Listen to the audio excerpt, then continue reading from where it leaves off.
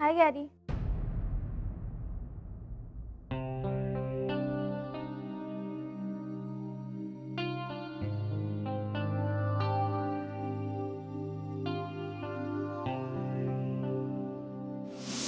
तुला आवडतं म्हणून मी लेलेंकडनं सगळं फूड ऑर्डर केलंय आज. प्लीज घे ना.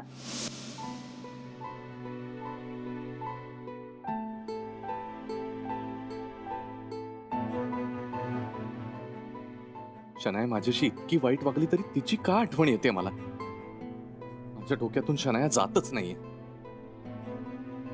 कशी जाईल डोक्यातून माझ्या शनाया? ती तर माझ्या मनात होती. गेले कित्येक दिवस इथे माझ्या सोबत राहत होती.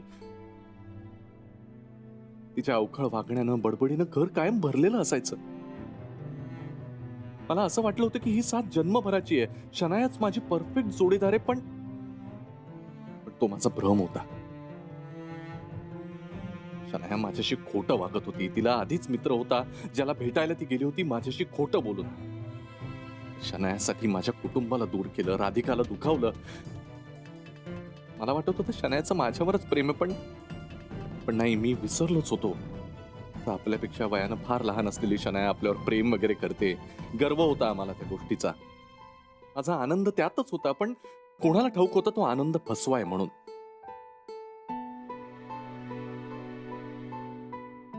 शनायासाठी माझ्या कुटुंबाला दूर केलं, राधिकाला दुखावलं. राधिका इतक्या सहजासहजी मला माफ नाही करणार.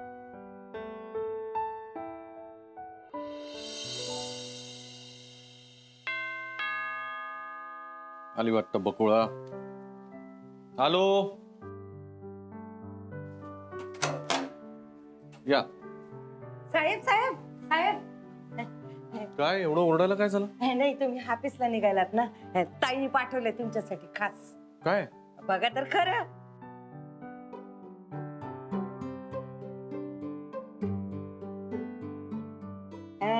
तुमच्या आवडीचा आहे ना आमरस? हा, तुमच्या आवडीचा ना म्हणून पाठवला. आणि एवढी पसावर सायबी घातली आहे वरती त्याच्यावर. हो, राधिकाला माहितीये मला असं साय घातलेला आमरस खूप आवडतो म्हणून. वा वा, क्या बात आहे. एकदम बढिया. साहेब, निवांत खावा आणि मग कापड धुवायला टाका. हा,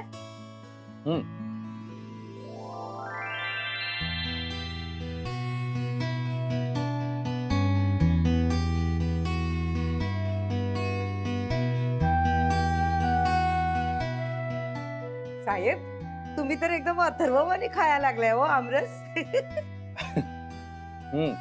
अथर्वला आणि मला दोघांनी आमरस खूप आवडतो. आणि आमरस खायची खरी मजा हातानच असते. म्हणजे चमचा वाटीमध्ये ती मजाच नाहीये. जोपर्यंत असा कपड्यांवर सांडत आमरस खात नाही ना, तोपर्यंत आमरस खाल्ल्यासारखं वाटतच नाही. टाइमला सांगते, तुम्ही एका दमात फस्त केला आमरस म्हणून. हा, सांग सांग. तिला म्हणा तुझ्या हाताला चव आहेच आहे. आता तिच्या हाताची चव आमरस ते.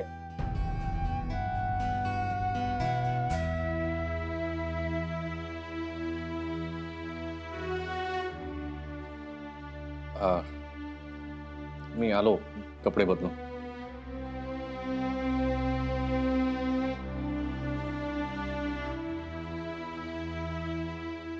मला ठाव हाय, ताईंवर तुमचा लई जीव हाय, प्रेम हाय. आणि त्या शेण्या तिच्यामुळे तुमचं डोसकं खराब झालं. तरी या आमरसाची गोडी तुम्हा दोघांना लवकर जवळ करेल बघा. देवा, पिढा पिढा टळो आणि त्या नटव्या शेणेला उदसेला घरात येऊन येऊ नको र बाबा. राधिका, ही चावी घे आणि तुझ्याकडे ठेव. हा, तू बाहेर चाललीस कुठे? हाव ना, कामासाठी जाऊन राहिली ना. अरे मग मी तुला सोडते ना वाटेत. नाही नाही रेवती, तू स्टुडिओत जाऊन राहिली ना, तुला उलट पडेल. मी जाते माझी. बरं, पण तू चालली आहेस कुठे? ते हॉटेल ब्लू मून आहे ना, तिथे विक्रम चोप्रा भेटणार आहे. तिथे जाऊन राहिले. विक्रम चोप्रा? त्यांचं काहीतरी पुढचं कॉन्ट्रॅक्ट आहे म्हणे. पेपरात जाहिरात वाचली मी. पण तू हॉटेलला का जातेस? त्यांचं ऑफिस नाहीये? नाही म्हणजे त्यांचं काहीतरी काम असेल ना तिथे. आता ते गेल्याशिवाय कळणार आहे का रेवती? बरं, पण नीट जा आणि पोचलीस की फोन कर. हा करते. तू काहून इतकी काळजी करून राहिली? चांगली खंबीर आहे मी.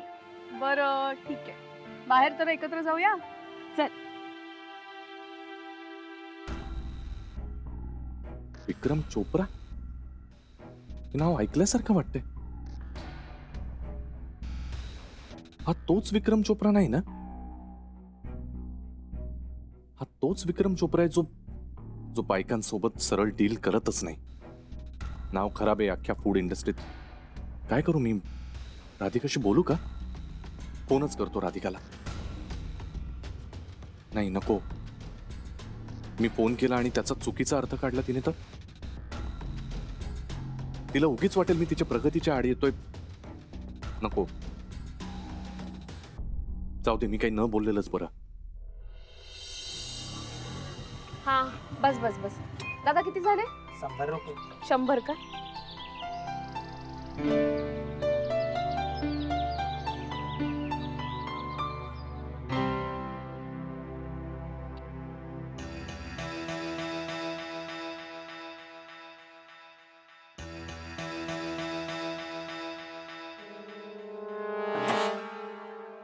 यस.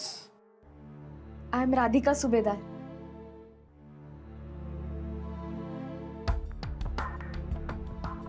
आइए आइए राधिका जी, वेलकम वेलकम.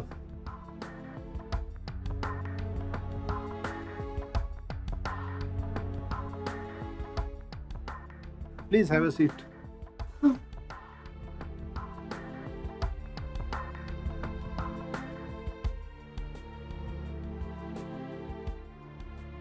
राधिका जी, आपको क्या क्या आता है? नाही म्हणजे मी पापड, लोणची, मसाले सगळंच बनवते.